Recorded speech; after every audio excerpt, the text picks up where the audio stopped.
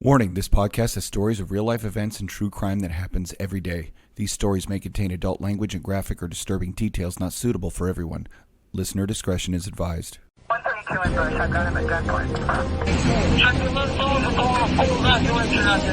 They're pulling them out. 1011, advise ready for camp. God! Welcome to another episode of War Stories. I'm Tom. And I'm Chuck. And I apologize for sounding a little mumbly, snuffly. I'm just getting over a head cold that knocked me out for about 3 days. COVID? If I mumble tard my words or I have to mute myself because I'm coughing, I apologize in advance. Hey, it's okay. We all get sick. We all deal with it. Right? Push through it.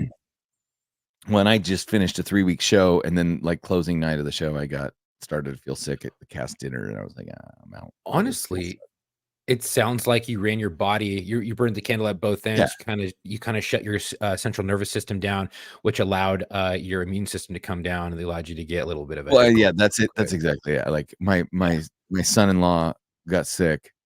My daughter then got sick. The baby got sick. Then I got sick, and I don't know that I would have gotten it if I was, because my wife and son didn't. But if I wasn't already like completely run down from 3 weeks worth of like 4 shows a week, blah blah blah blah blah, I don't know that I would have gotten sick. So probably not. Cheers. But you never know. But hey, we're recording this on the same night as we have on the same day as we have Locker Room. So if you're listening to this, happy Halloween from last week, because Locker Room for Halloween came out couple days ago. So cheers. And there will be a surprise. There will. Night, there was. Yeah. There is. There was a surprise. The darkness. There was a surprise. I don't know what it is Darkness now, but in the future I did and do. And who knows, because it happened in the past. I can't keep, when we record an episode the same day as we do Locker Room and we try to talk about it, it always messes me up because I don't know how much, because we're recording this and Locker Room Live will be later tonight. Right. And yet this won't come out until people have already listened to Locker Room Live, which hasn't happened yet. So it's weird Back to the Future Terminator time paradox. It must be how our listeners in Australia feel. That's maybe. I'm glad we could get our guest back for part 2 back to back, because sometimes when we do a part 2, there's a gap in between, and sometimes when we do a part 2, it's immediately. And this one is immediate. And although we have recorded another podcast since having this guest on, we are going to release these back to back because I think it's really cool. And you and I both have some feedback. But before we get this feedback going, I think we should just let everybody know what our part 2 is. Welcome back to the show, Kacey. How are you? Hi, I'm good. How are you? Good. I'm on the mend. I think like when you have like the sickness and you're like, day 1 you feel like crap, day 2 you feel worse, day 3 you're not sure if you feel worse or better, day 4 you start to actually feel better. That's kind of where I'm at. I'm at okay, I do actually, I can confirm I feel better. I'm glad you're on the mend. Yes, that's good. That's good. It's always good when you're feeling like crap, you start feeling better. Microphone and stuff. But we wanted to get you back on right away. First of all, because we so much enjoyed talking to you last week, and also because I mean we get more males than females. Statistically speaking, we just get more males than females because there are more male cops, more male firefighters, more male. Right? We get it. But we do really enjoy when we get female guests on, especially ones that have been out there shit. And doing it, and we got some feedback already. And I know before Chuck read, you have a listener email, right? I do. It literally hot off the presses. And I also received feedback. So I think I mentioned, I teased it. We've got a guest. We're trying to get scheduling worked out. She is a friend of mine now in real life who works as a pain management doctor. Prior to that, she was an Army, Air Force, or not Army, an Air Force flight surgeon. Yeah. On the C-130 medical, FC-130, I think they call it. Kacey, do you know what it is? CCAT. Yeah, CCAT. it's usually I think it's the C5. I'm not Yeah. sure. Is it C5? Okay. Yeah, CCAT. Anyway, so she was chopping people up on airplanes to try and save their life before they got to the hospital, right? And to go to crazy- Germany to Ramstein from basically like So I have a quick story about that. oh, You know, I grew up in Germany, and Yes. Germans are very strict, and they have noise restrictions, and so you hindsight. cannot be noisy after after like 8 o'clock at night, anytime on Sunday. But this is one of the things that I felt like the military really got right. And that was if we had a soldier who was a soldier, sailor, airman, Marine, who was mortally wounded downrange, but we knew that we could keep them alive for 12, 14, and 20 hours, we would do our absolute best to notify the family in the States and coordinate flying the family from the States to Germany and medevacing the patient to Germany so that the family and the patient could link up and the family could say their goodbyes at the bedside. And so it was a $75,000 fine every time we flew a CCAT into Germany after hours, but Wow. we paid it every single time. And I thought, go military. Good on us. I mean, Yeah, again, how there's special. certain things that I don't love about the military, but this one I thought we got right. If they felt like there was any opportunity that a family could sit at the bedside and hold a warm hand of a family member before they were lost, they would pay that $75,000 fine every time. So Yeah. That's so special. Now the army would pay that $75,000 fine. Yeah. Yeah. I mean, Germany. if I were the army, I'd be like, hey, y'all remember that shit in 1942? Right. Yeah, I know, but we didn't get any break on it. So. We're gonna call it even. We're gonna Yeah, fly right. in I as know. many times as we want to, and we're Right, gonna still call it even. Right. $75,000 for every Mhm. time one of our U.S. soldiers had to fall on the beaches at Normandy. $75,000 for every time we had to burn a body from a camp. I mean, and not to say that Yep. modern Germans are responsible for that, but Right. certainly their grandparents were. Well, anyway, I digress. Anyway, I'm sorry. So we had feedback. She texted me and she goes, I love the Army nurse. She was like, she listens to the show. She's like, and so I just want to tell you, you have an Air Force flight surgeon who really enjoyed listening to your experiences. But Chuck also got hot off the presses. What is it today? Teletype. What did you get? You got an email? Yeah, I got an email basically saying that so we get these every once in a while. A guest will come on and a listener will hear it and they're like, wow, that struck home. Like that hit a chord with me, and they write in and they want to tell us about it. Right.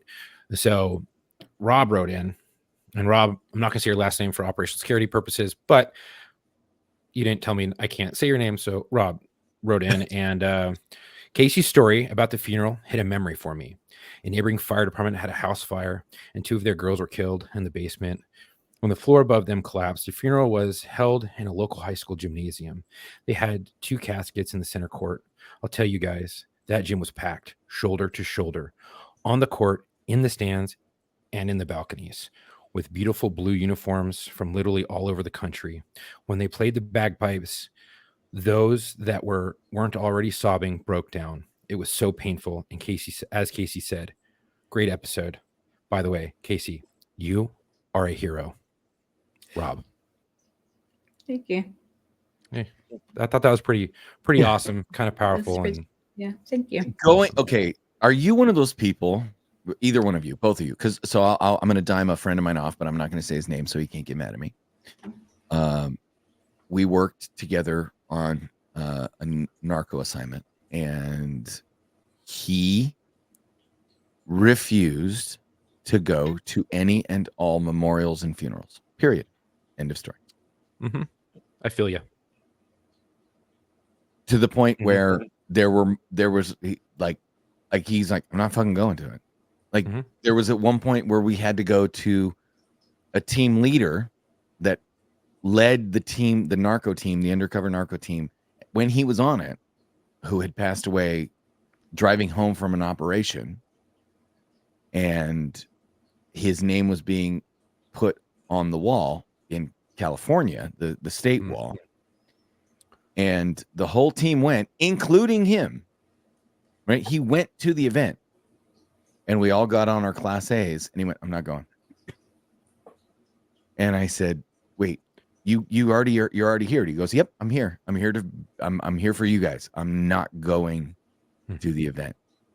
Yeah. I get it. I get it, right? I get it. That's a tough one.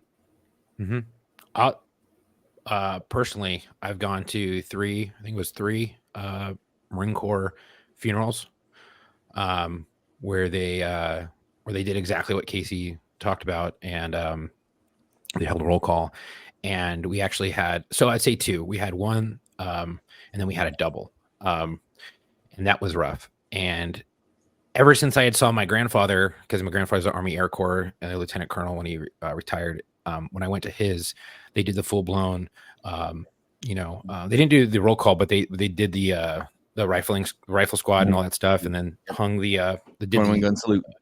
Yeah, and then they handed off the flag to my grandma, and that was at an early age, and he was like the biggest role model in my life other than my dad. So that struck, it was hard. And then when I went to the one to the Marine Corps, it was even harder. And then when I got into law enforcement, we had a couple dudes on the department, that one from our division, and then a few from other neighboring divisions. And there was just so many. Our sergeant came up to us, Sergeant 2 came up to us and was like, "Hey, I want all hands on deck for this." And I was like, "I'm not going. I can't, man. I fucking can't."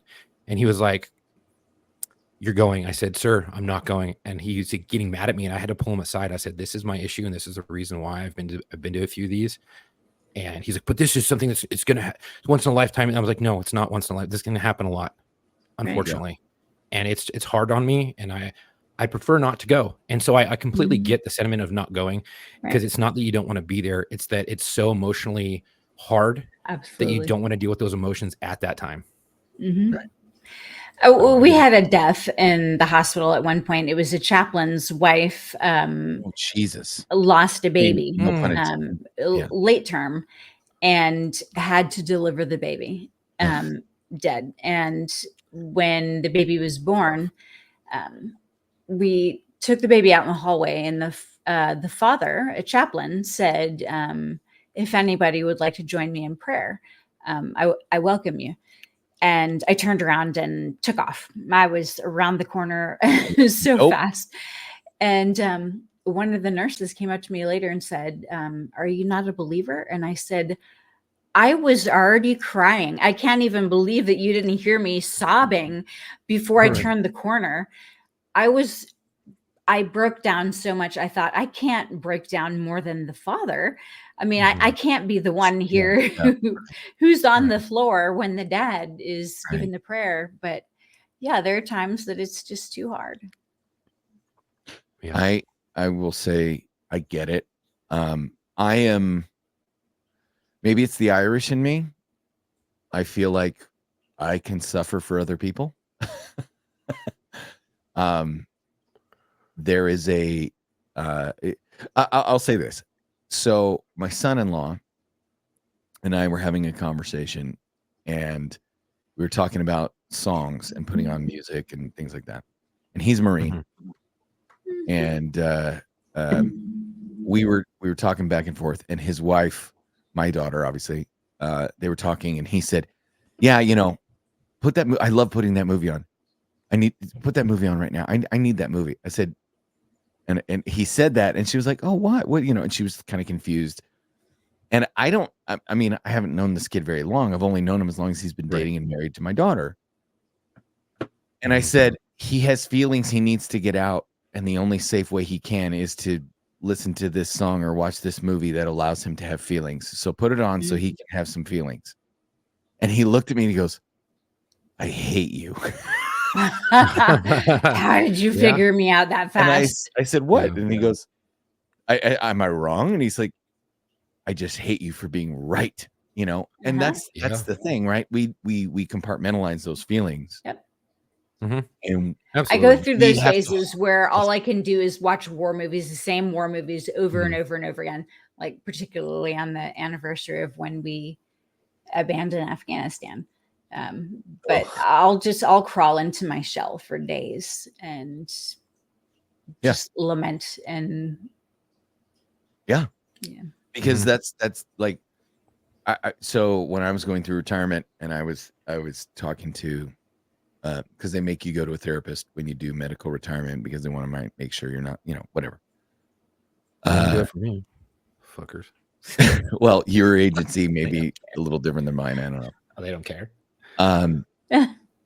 But one of the things, I was having my career taken away from me for no not for no reason, but and I said, I noticed that I'm watching movies that I wouldn't normally cry at, and I cry, and I've talked about this, but it'll get to the heroic scene in a movie, that the pivotal 30 seconds where the tide turns and the insurmountable, indomitable evil odds are overcome, and the hero is able to push through this tiny window into the Star Wars when Han Solo comes in the Millennium Falcon, and destroys the TIE fighters, allowing Luke to, that kind of shit. And I would get teary-eyed. Yeah. Yep. And I said, It's weird. What the hell? You say that because that happens to me. And all so the fucking time. I asked him, like, what is going on? Like, I felt like something was wrong with me. I've seen I love Star Wars. How long were you a police officer? 13 years. And he said, you have compartmentalized so much that your body won't allow itself to feel emotions when it's appropriate, right? Like right. Everybody else is freaking out. Everybody else is feeling sad. You have been the cop on scene, watching everybody else freaking out, being sad. You have to hold it together because they're allowed to be sad. They're allowed to freak out. This is what's happening to them. And although you should be feeling sad and freaking out, your job is to hold it together. Right. So you've learned to compartmentalize so well that you've got all these bottled up emotions from previous incidents. And your body, watching a movie or listening to a song, says, okay, it's fine now. You can do it. And you start to feel emotions vicariously. So exactly. It's like a little proxy to allow you to channel your feelings. I don't have to feel the feelings. I'm only feeling the characters' feelings. Sure. I'm only feeling the song's feelings. Yes. Yeah. And so I thought that was apropos, because I think anybody who's been to war, anybody who's been out on the street for any length of time, anybody who's dealt with human misery in the ER or in an ambulance or at the scene of an accident, you have to hold it together for them. Yeah. It's your job. And you have to become really tough, and you become self-deprecating, and your humor is gallows humor, and people don't get it who aren't there. And you think, if you saw what I see every day, you couldn't come back to work again the next day unless you are able to compartmentalize that kind of stuff and put it in a box and make light of it and try and pretend like the world is still okay. Well, it goes back to what we talked about at the end of last episode, which is my chief. When I said people ask him, how can you do this job and still have faith? And he said, how can you do this job and not? Right. Yeah. Right. You take a little girl out of a home that's getting the shit kicked out of her, getting molested, getting raped, and you take her out, you make her safe, and you get her into a safer spot. How can you not believe in God? Yeah, it's horrible what happened to her, but you also were able to save her and get her out of that shitty situation. So how do you see these miraculous things happen in front of you and not believe in him? And it's going back to real quick with the songs you guys were talking about, like all of a sudden you'll hear something and it'll just destroy you. Or there's a rapper, he's a police, I think it's Deputy Hookem Bookem. He's goes under the handle Forensic on as his rap name, and he came out with an album called Order and Chaos.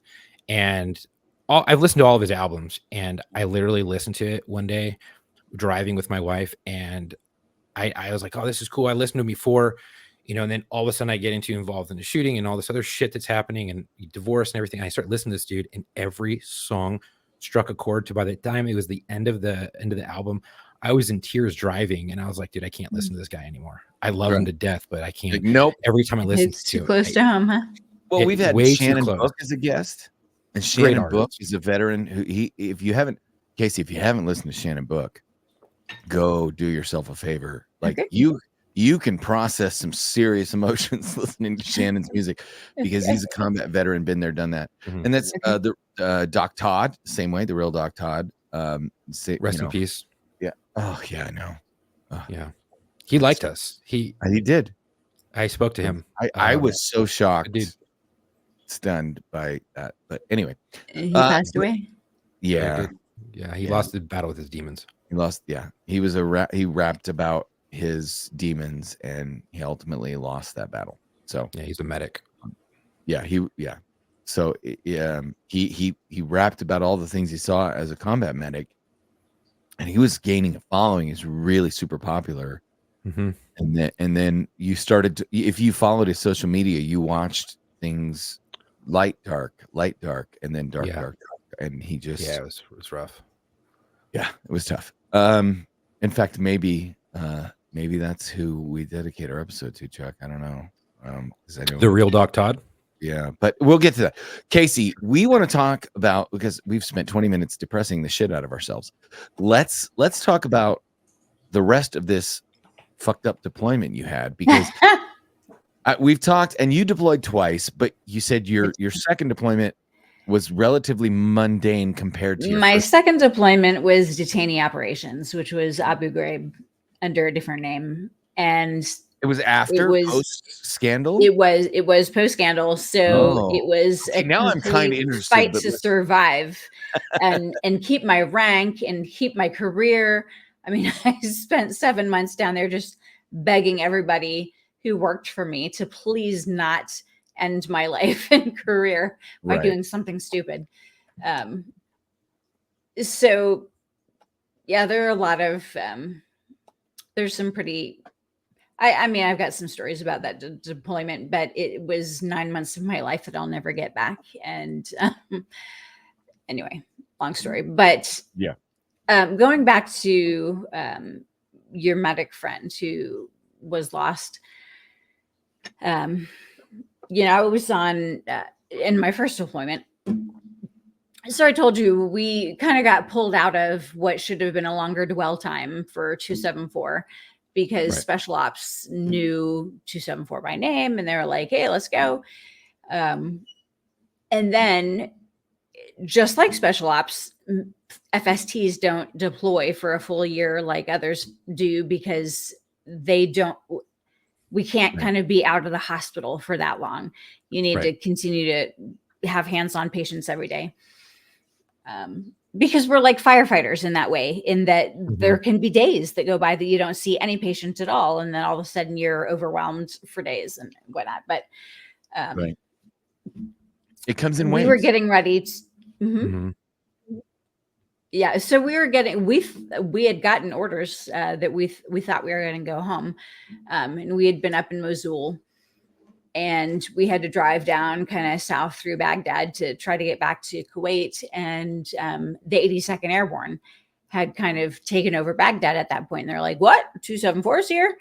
82nd Airborne is Fort Bragg, and 274 is Fort Bragg. And so they, not only did we kind of escape the clutches of special ops at that time, 82nd was there, and they were just about to do a massive cordon and search of Baghdad to try to root out the terrorists, the guns, whatnot. So the commanders of 82nd said, oh, we want an FST kind of on every corner of Baghdad. Because if our soldiers get injured, we want somebody right there. And, I certainly understand that. It's a little impractical, but a little bit, but we ended up there. And so we're in this burned out brick factory. And, on a very small team, like 20 people, like I said, we were, everybody rotates through every job. Everybody's on ship burning duty. Everybody's on radio guard. Everybody's on patrol. Everybody's doing everything. And so I'm on radio guard at at one point, and I'm just sitting at this table in my purple flip-flops and Army PTs listening for the radio, and I don't hear anything, but all of a sudden I see two lights coming towards me really fast, and I'm thinking, what the hell? Like what's happening? And then I see other lights behind it, and I'm thinking somebody has breached our perimeter. And I kind of spring into action, like what the hell's going on? And then an armored Humvee pulls up kind of right in front of where I am, and 4 or 5 guys jump out, and they're carrying this guy, like one on each limb, and they're running in like, we've got a patient. And I have no idea what's going on with him, but I'm thinking, okay, this is, they're all worked up. Right. So I'm running through, trying to turn on lights, trying to wake up my team. We haven't gotten any warning about this. And they run it, and I said, okay, here's a litter. And I flip on the lights of advanced trauma life support, and they lay this soldier down on a gurney. And he has an Israeli pressure bandage over his forehead. He still had a ballistic helmet and everything on. I mean, his uniform was perfect. Everything was perfect. I'm looking at this kid who looks perfect. And then they take the bandage off, and he has a bullet wound right through his forehead, and he was not alive when he came in. Right. And what had happened was that they were out on a patrol and ran over an IED, and then they do kind of this herringbone movement to spread the convoy out to avoid getting hit, other hits. And then they kind of circle back around, and they realize that the gunner is missing from one of the Humvees. And so they circle back, and they get back to this alley that they had been on, and they see this kid, their gunner, on his knees with his hands behind his head. And an Iraqi just executed him right there in front of his team. Oh, Jesus. Shit. And so they are, they've gotten their first aid training. These Iraqis run off like cockroaches, like they often do. And so these guys get up there, they grab their friend up, they throw a bandage on him. They're doing everything right. They're like, we know there's an FST really close. We can get there really fast. They didn't even call. They get there, and they're thinking, we did everything right. We did everything right. And even though they did everything right, he didn't make it. And I think that was so painful for all of them to think, like, this feeling of helplessness. There was nothing else that they could do. And they all literally just hit the floor, couldn't even function. Unfortunately, their chaplain was nearby and came over. And I'm looking through all of my archives of photos, trying to find this photograph, but there's a picture that's like a football pregame, like this chaplain, and he's got his arms around this whole circle of squad mates of this soldier, who are just absolutely hysterical, and they can barely even function. But again, it was this whole thing of like, we did everything right. Everything we were supposed to do, we did it, and he didn't make it. That was a really tough case. That sounds tough. That sounds really rough. I mean, fuck. Something you don't want to witness. Process that, right? Like, yeah. I asked that rhetorically. I'm not expecting an answer, but the anger and the helplessness of these guys, because again, one of the things that occurred to me as he came in is I'm looking at his interceptor body armor and his ballistic helmet and his perfect uniform. There's no blood on it anywhere. And I'm thinking, we have the best military, the best training, the best equipment, the best everything. And here I have a young soldier dead in front of me. Right. And it's not fair. There's a level of, are you fucking kidding me? Yeah. I mean, honestly, okay. I'm gonna joke, but this is a serious topic. Is there is a level when you get into public service, when you get into firefighting, police work, veterans, medical, there is a level of, are you fucking kidding me? That I think would probably be like if there was a joint patch that served all of the people who were involved in public service, first responding, medical, police, fire, military, that takes on a whole new meaning. You go into a corporate environment, are you fucking kidding me means I had this great idea and they didn't go with it. Right. Are you fucking kidding me means there's this totally other person who was better for the job and they hired the dumbass instead. Are you fucking kidding me? In our world is we have all these resources. We have all this knowledge. We have all these things we can do. And that's what you decided? This is what happens, right? Okay. There's that level of, I'm wearing all this body armor and so is he. And the bullet chooses the one path where there's no protection. Right. Yep. But Chuck, I will bring this up. How many times do we not focus on the opposite? And this is where to be better. And this is a human condition. Chuck and I both know, previous co-host of this show, has been a guest on the show since, John. There was a time when there was an ambush. It was 8 men against 80. And John was down to 1 magazine and 1 belt of ammunition, and they were going to die. And John looked 100 yards across the hilltop and saw all their gear where all their spare ammo was. And he said, I'm going to go for it. And the devil may care what happens. If I'm going to die, I'm going to die trying. Yeah. And he made it to his gear, picked up all the spare ammo, and made it back. And while his uniform had holes in it from fire, not one single round penetrated his flesh. Wow. Yeah. And the doc that was the doc spoke to his father at the company barbecue after they had come home from deployment. And the doc said, I watched your son run and the bullets curved around him. Yeah. God's a powerful being. Right back to your statement. How can you see what you see and Right. believe in God? How can you see what you see and not believe in God? Now I'll tell you Point in this. case right there. We focus so much on the cases of how can we have all this technology and still fail? Yeah. How can we have all this capability and still fail?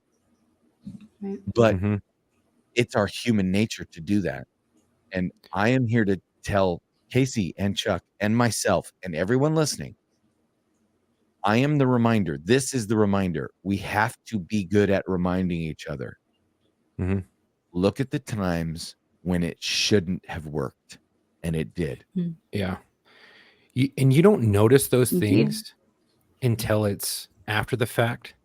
Maybe not even right after the incident. It's fucking years later, months later, and you think back and you're like, holy fuck. So I have a really good story about that too. We had 2 82nd Airborne soldiers who were guarding a petroleum station, and a person in civilian clothes came up and was between the two of them and fired gunshots into both of them. Just pew, pew. Fuck me. And for the first guy, it went right through his spinal cord. He was dead before he hit the ground. Sure. And the other soldier hurt. I mean, in the split instant that he heard this gunshot wound, started to turn his head, towards whatever. Anyway, he came into us and he had a little lump in his cheek, which was the AK bullet. Shit. Sure. Because it went in the back of his neck, and as he was turning his head, it channeled and tunneled through his cheek and just sat right there in his cheek. And you thought, that's God right there. And I mean, now why did our why did the first soldier die? I don't know, but again, they're right, God like has a you were plan. saying, right? Because that's Yeah. the thing. Like it, I mean, you can walk off the curb and get smacked by a truck, Yeah. Mhm. or you can sit right next to an artillery shell that lands in the dirt and is a dud and doesn't go off. Mm-hmm. Yeah. And I'm going to tell you right now, if you chalk that up to just chance, you're the same person that says that the entire order of the universe, right? The laws of physics that govern our entire existence. Mm-hmm. I always tell people, and I'm not telling people here, listen, listeners, listen real quick. I'm not telling you what to believe, Mhm. but I am telling you that science has determined that we are made up of DNA. Mm-hmm. And the DNA is what's called our, say with me, folks, our genetic code. Mhm. If our DNA is a genetic code, that therefore implies there must be a coder. I don't know who or what the hell it is, but if you think code writes itself, you have more faith than Jews, Muslims, Christians combined. Yeah. Mm. Because at least Jews, Muslims, and Christians all look at the facts and go, yeah, there's got to be something out there. 100%. 100%. Or we're all an NPC in a fucking video game. But you know But- what? I would sooner believe that there is a greater intelligence 100%. playing us as a video game than I would believe there is nothing. Right. Yeah. Real quick, to go back to John, real quick. For those of you who don't know, the dude was the best man at my wedding. And he gave a speech at my wedding. That fucking dickhead brought me to tears. And you could hear the pain and gratitude in his voice talking in his speech. And it kind of brings me back to the when he almost died, and he should have got a Medal of Valor for his actions and heroism in Afghanistan. And you could feel all of the pain and gratitude and of him still being here in his speech, also on from law enforcement. And his speech was so profound at my wedding that he made me cry in front of like 100 people, and I will never forgive him for that, but I am forever grateful for that. Right. He made me look like a sobbing little bitch. Excuse my language, but he did. Hey, what are you And talking about? Excuse your language. I'm just saying, you never know. I just You know, some people have you can such hear it. deep insight, yet they're still so broken. Yeah. he's Yeah. an amazing man. I'll forever love that man, and he will be my best friend till probably the day I die. Well, so you saw all of these things, right? And Mhm. you're on the this is the part that I couldn't deal with. When I one of the things that I had to process in the big shootout that we've talked about on this show was that somebody tried to kill me and I never got to kill him back, right? Now he's dead, but it wasn't my bullet that did it, right? It was my partner's bullet that did it. At the same time, like in that same proximity. Yeah, in the of same when he was trying to- incident. Right. Yeah, same volley of fire. Same volley of fire. And yet I was happy that I didn't shoot my partner. I was happy that everything went right. I was happy that we made I was driving the car and doing all this. I was happy that I did all the things right. But yet I was still so frustrated that this motherfucker tried to kill me and I didn't get to kill him. It wasn't me that got revenge or got vengeance or whatever. And it took me a long time to realize that like it's not about me, right? Like that kind of thing, right? It was Right. I was so focused on my anger at him for trying to get me. like you that need for caused me- vengeance. Right, exactly. Right. The tit for tat. And so my question to you is, How is that when you're working in medical and you're not even there to return fire? You're literally doing nothing but taking casualties from faceless enemies you can't see, let alone return fire on. Yeah. And it must make you angry. It It does. must make you want to go after them. I mean, speak to that a little. 100%. I can't imagine the feelings that it must generate in somebody who says, because yes, there's obviously that I can save this person, I can do my medical best to keep them alive, but you can't do that for everybody. Right. When you lose people, to say, oh, I want to get the guy who did this, and to know that that's not your role, Right. and that you have to stay back. What is that like? It's tough. It's a matter of supporting their squad mates. And getting them back out onto the field. You know, we've found that if their squad mates are allowed to wallow in the devastation of what's just happened, they really have a hard time getting back out there. But it's a matter of getting them back out into the game pretty quickly. Sure. You know, and medical in the military, we're considered force multipliers. You know, that's what we're supposed to do is Get people back up. Right. Like I said, I was in the 212th MASH in Germany, which converted to a cash, and our commander was trying to get a promotion, I think, and he told us that we were going to go out to the field for a month in Hohenfels to do this CTE, this certifying training event for the 173rd out of Italy. So they're doing their certifying training event to go downrange. And he said, well, let's take our entire combat support hospital and set it up in Hohenfels in the middle of November in Germany and play this medical role. And we were all so pissed because we didn't need to be there. Right. But it was You're a like, really miserable time. Hey, it's our mantra. Are you fucking kidding me? Exactly. Are you fucking kidding me? You know, it's funny. People have told me, you know, Weaver, you have zero poker face. I can tell exactly what you're thinking. And I said, what is it that you think I'm thinking? And they were like, are you fucking kidding me? And I was like, yep. Okay.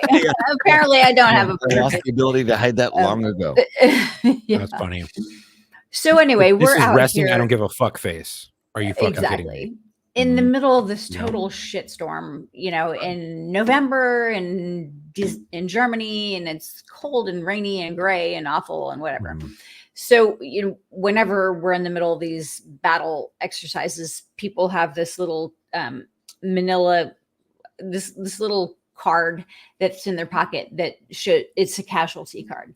So it's like laser tag. It's like a big game of laser tag. Sure. And if you get hit, then you have to pull out your casualty card and it says whether you're KIA or you're walking wounded or whatever.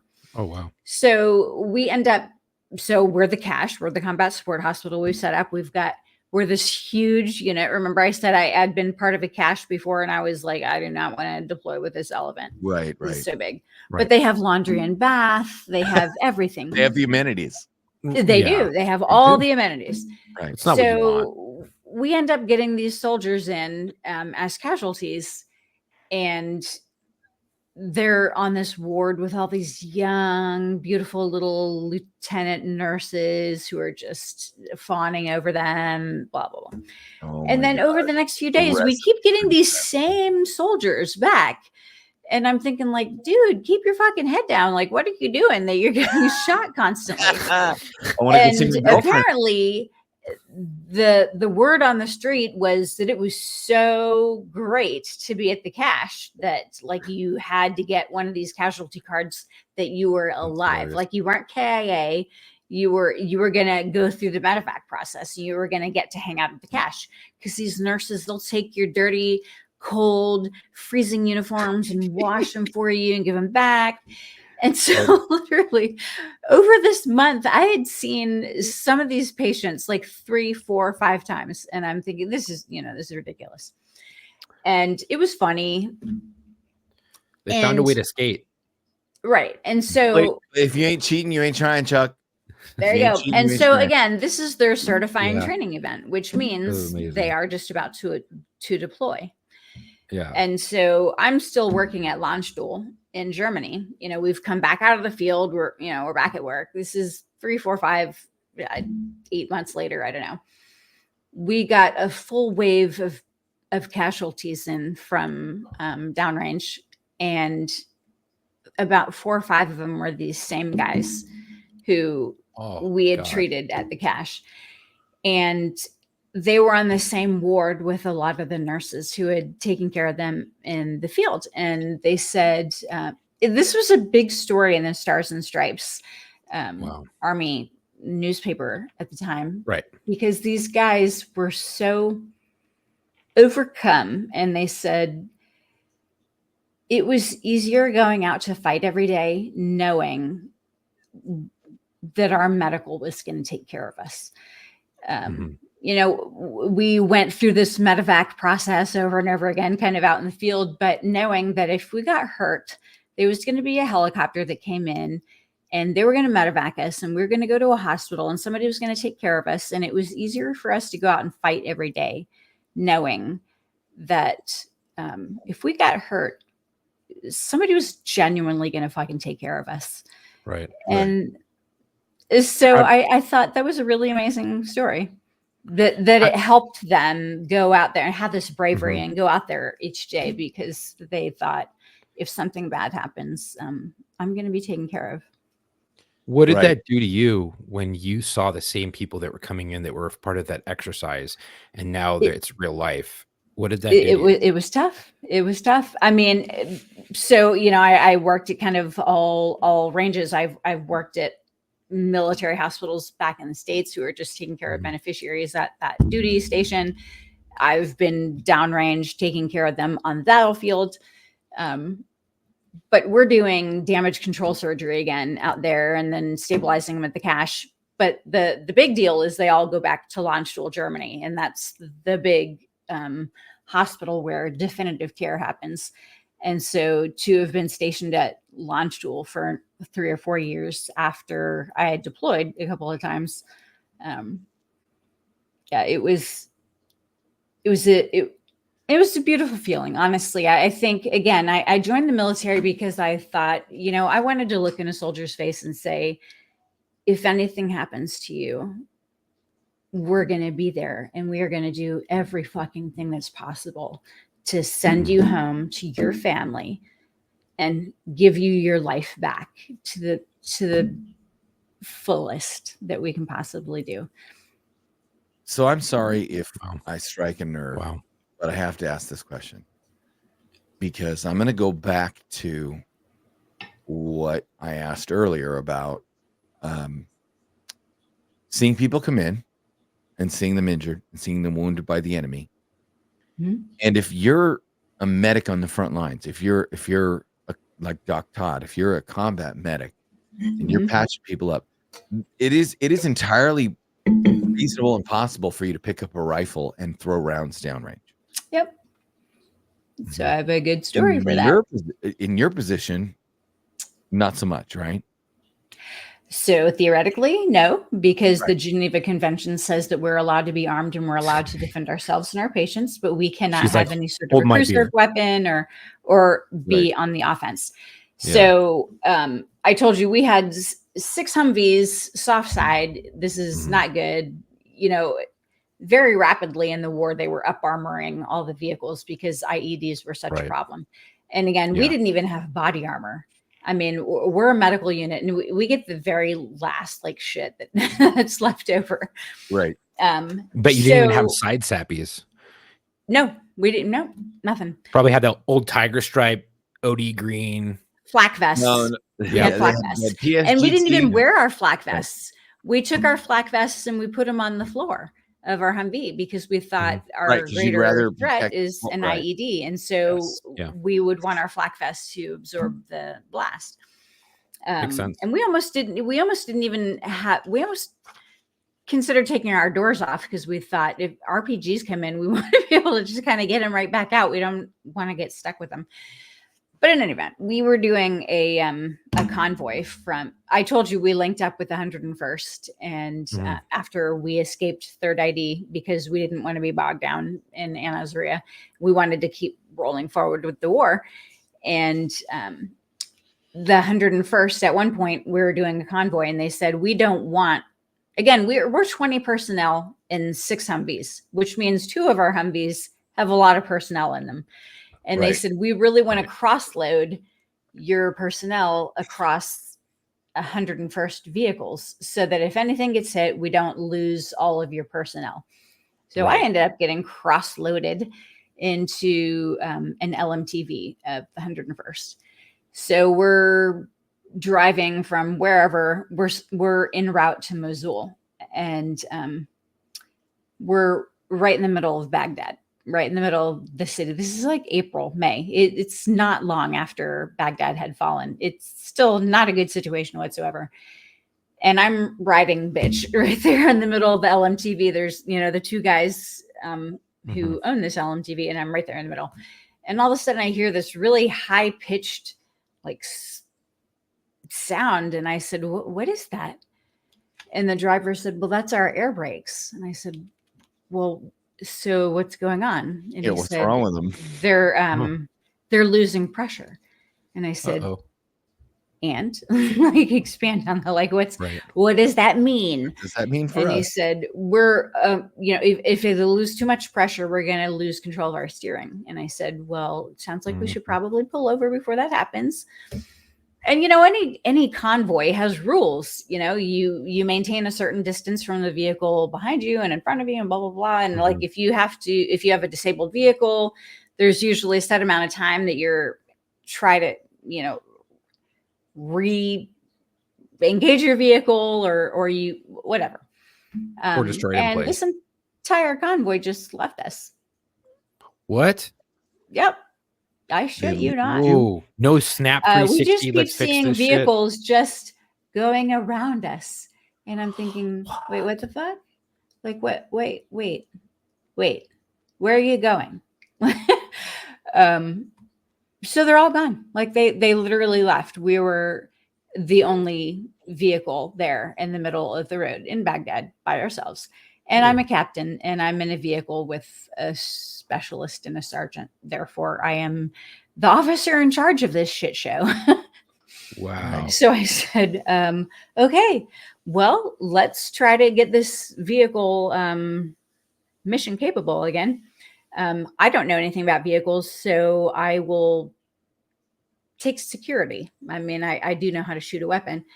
Right. And it's interesting because in a lot of self-defense classes, they say that women shouldn't carry weapons because they're more likely to be nervous and like hesitate and have that weapon taken away. And I'm like, fuck that, motherfuckers. I've already seen a number. I've seen enough soldiers dead already that I would really welcome the opportunity to take some revenge here.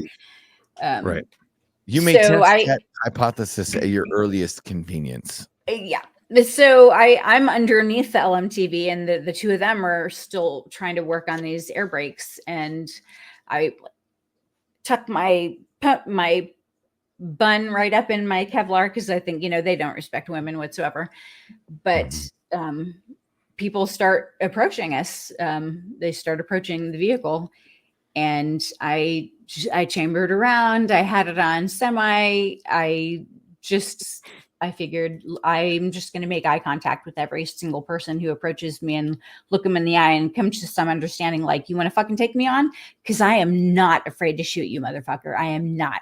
Like, give me a reason. Yeah, I'm about to zipper 6 rounds up your fucking body. Right. So with each person that I just kind of, move my weapon towards and like made eye contact with people, they'd be like, turn around and walk away. And I was like, good choice. Right. But I felt like I was not going to be that woman in any regard who was afraid to pull the trigger because I had plenty of good reasons and patience. And so were you able to? Oh, God. I was going to say, were you able to get that vehicle up and running and get back with the convoy? So no, we didn't. However, in the vehicles that passed us, somebody else from my FST was like, "Wait a minute, our ATLS nurses over there? What the fuck?" And so they ended up having comms, and they sent a gun truck back for me. Just for you. Wow. Yeah, just for me. Because you were the But captain. then they left another gun truck with these two guys, and they came under fire later on that night. But yeah, that was a bad day. But here's the thing, That's right? wild. Like what you're saying, like you were ready. I mean, for lack of a better term, you went full mama bear. These are my motherfuckers, Oh yeah. and I'm sick of your shit. Yep. And come at Give me. me a reason, motherfucker. Give me a reason. Fuck around and find out. And that Real quick. I mean, I can understand the therapy in that, because to me, as I'm talking to you and you say, like, you just when I go back to what my earlier question was, your response was, our goal was to get the other soldiers mission ready. We are a force multiplier, Mhm. right? When somebody comes in, okay, let me back up.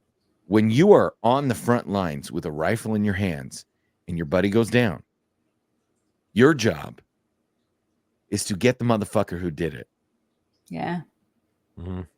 When you are a medic, your job is to get that patient off the front line, stabilized, back to an aid station, back to medical, back to the FST, and Mhm. to survive. Right. To you, get them to you. Mhm. Mhm. Your job is to make sure they see another day. Yep. Right. But you see so many. The average combat soldier may not have 5 or 10 or 20 people go down next to them, but you have 5 or 10 or 20 people come across your table a shift. Right. And my question then becomes, how do you process not wanting to say, I'm tired of being back here. I want to go up there Right. and I want to make them pay. Yeah. Because even what you said was, well, we processed it by reminding ourselves that our job was to get the troops back out there. Your job is to still make people feel better about the shitty thing that just happened to them. Right. But how many people are really thinking about the shitty thing that just happened to you? Yeah. That reminds me of another situation where, a traumatic wound requires a lot of blood transfusion. And where do you Sure. get blood downrange? From your buddy, Right. buddy next to you. And we had a guy, a young soldier, 82nd, come in who had taken a round, went through one femur, through his testicles, through another femur, Oh, through his God. wrist, out the. Whoa. I mean, he was in bad shape. He was bleeding a lot. And his entire squad was lined up down the hallway with their arms out to give blood. Mhm. And we're drawing blood off of these soldiers kind of as fast as we can. And then we get to the point where we're starting to close him up, and his surgery is coming to an end. He's stabilizing a little bit. And his first sergeant, sergeant major, and his battalion commander had come in. Mhm. And they happened to be his same blood type. And they said, we really want to donate for him. And one of our junior enlisted said, "Oh no, we don't need any more. We're good." And I said, "No, you draw blood off of those that Right. sergeant major and that battalion commander, because Can't turn down blood. they are having. I mean, they're the ones who, in their minds, like, we sent him into this situation, and Yeah. this is We owe him. this is a way." That they can feel better about that they can process that, to say, he has my blood in his veins. I gave my blood for him, Right. Yeah. That makes so much sense. And I guess as we're getting ready to close out, I kind of want to know, after dealing with all the stuff you've seen in your first deployment, I'm sure you came back home with some baggage, like any normal person would. What did you do to cope with those things? And what do you think that worked the best, maybe to help someone else? I would say that I probably did not deal with those things for a long time, or at all. I had a spinal cord injury. That's what put me out of the military after 27 years. And I grieved losing my uniform so much that I literally spent 2 years in bed, Yeah. Oh, wow. crying, not moving forward, not having any forward plan, because That was your the identity. military was my complete identity. Yeah. 100%. We both did it. 100%. I've And I already don't. medically retired. Chuck is in the process of medical retirement. To have what you love and who you are ripped from you involuntarily is Yep. bullshit, and it sucks. I was literally awake with my dad at one point, and I looked at my watch and I said, "It's midnight, Dad. I guess the uniform's not mine anymore." And I started to cry, and I thought, when I hear the national anthem and the flag goes up, I can't salute that flag anymore. I'm a hand over the heart kind of person now. And I have not recovered. I have absolutely not recovered from losing my uniform.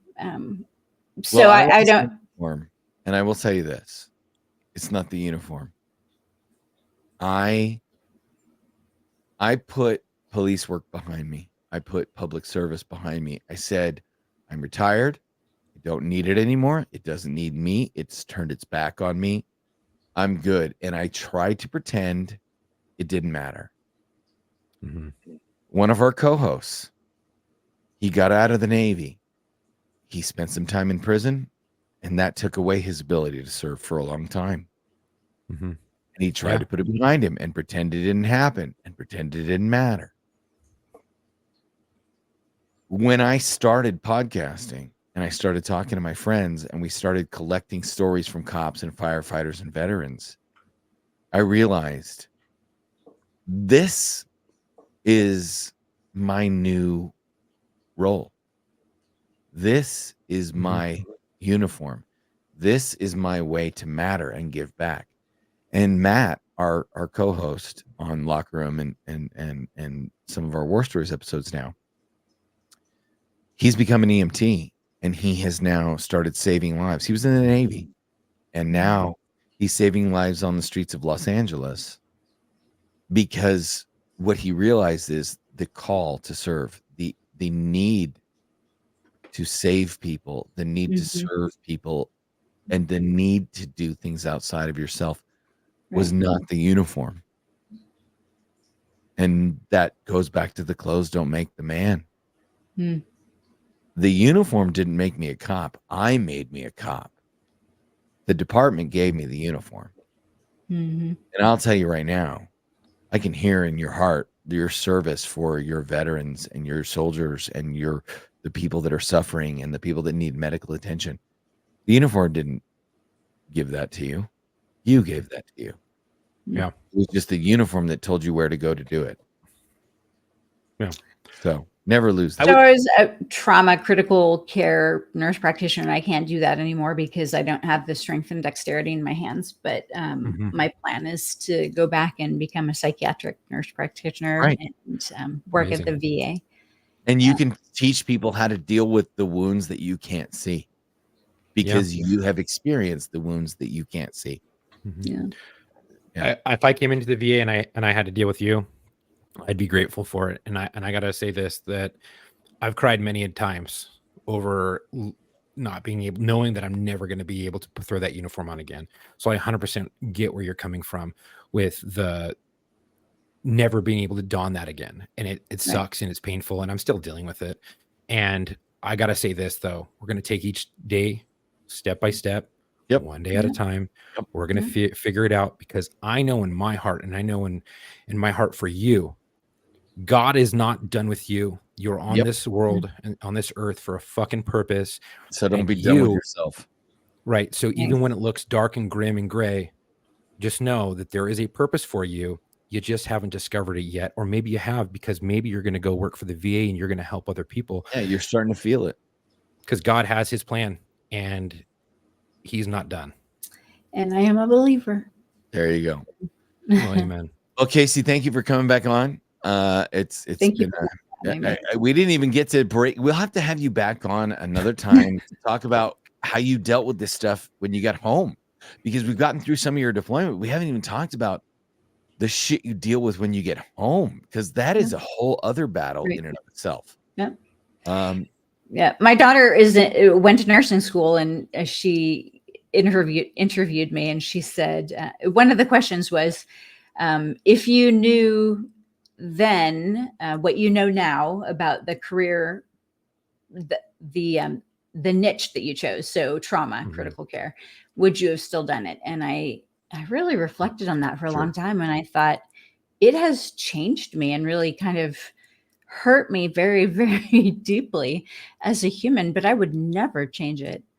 No, never. Absolutely Yeah. not. right. I like how who many I am people did you now. I save? am harder, and yes.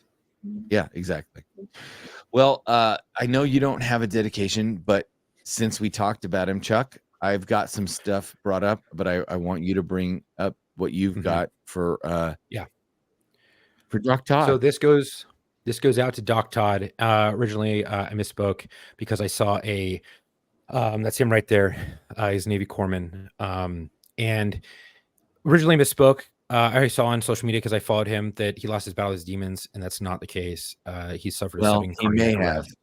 He may did have, suffer but cardiac arrest, but unfortunately, did have sudden the cardiac arrest, arrest at 38 years old tends to involve Kacey. I mean, it's drug problems. Yeah. That's what it Probably. says. So we can't confirm, but we can tell you that he had his demons. But what we can remember, and in remembering Doc Todd, how hip hop helped veterans find a healing hope. George Michael Todd, also known as Doc Todd, was a Navy corpsman who served alongside the 2-8 Marines, famously known as America's Battalion in Afghanistan. Through his powerful hip-hop music, Doc Todd aimed at helping fellow veterans find solace and healing. Tragically, he passed away at the age of 38 due to sudden cardiac death, leaving behind a profound impact on the veteran community and beyond. Doc Todd's album Combat Medicine was a testament to his commitment to aiding veterans in their healing process. His song Not Alone resonated deeply with listeners, encouraging them to take control of their lives and transition successfully from the battlefield to civilian life. Born on February 16th, 1985 in Memphis, Doc Todd joined the Navy in his mid-20s, or mid-20s, driven by a desire to serve his country. Deployed to Afghanistan in 2009, he faced the harsh realities of war as a corpsman, treating blast and burn injuries and saving many soldiers from heat-related casualties. A beacon of light in dark times, Doc Todd's ability to bring levity to difficult situations endeared him and those around him. He formed close bonds with fellow service members, engaging in creative pursuits such as jingles, raps, sing-alongs, providing moments of respite and connection amidst the challenges of war. Even after returning home with PTSD, Doc Todd remained dedicated to his fellow veterans. He regularly checked in on them, offering support and a listening ear. His music became a source of comfort and inspiration for many struggling with the transition to civilian life. Before love, laughter, and loss, Doc Todd's personal journey. Before his deployment, Doc Todd fell deeply in love with his future wife. At his funeral, a letter he had written to her from Afghanistan was read, showcasing their profound connection and enduring love. Doc Todd's ability to find humor in life's challenges endeared him to those around him. In Sandy Springs, Georgia, hundreds of friends and family members gathered to pay their respects at Doc Todd's funeral. His genuine and warm personality touched many lives, as evidenced by the heartfelt stories shared during his service. As friends and family mourned the loss of Doc Todd, they also celebrated his authenticity and urged others to embrace vulnerability and reach out for support. His legacy serves as a reminder to no one is alone in their struggles, and by sharing our experiences, we can navigate life's difficulties together. George, Doc Todd's untimely passing left a void in the veteran community. By his music, compassion, and dedication to helping others, will continue to inspire other generations. Through his powerful lyrics and unwavering support, Doc Todd made a lasting impact on the lives of countless individuals, reminding us all of the importance of connection, empathy, and the healing power of music. Well, rest easy, brother. We got it from here. Yeah.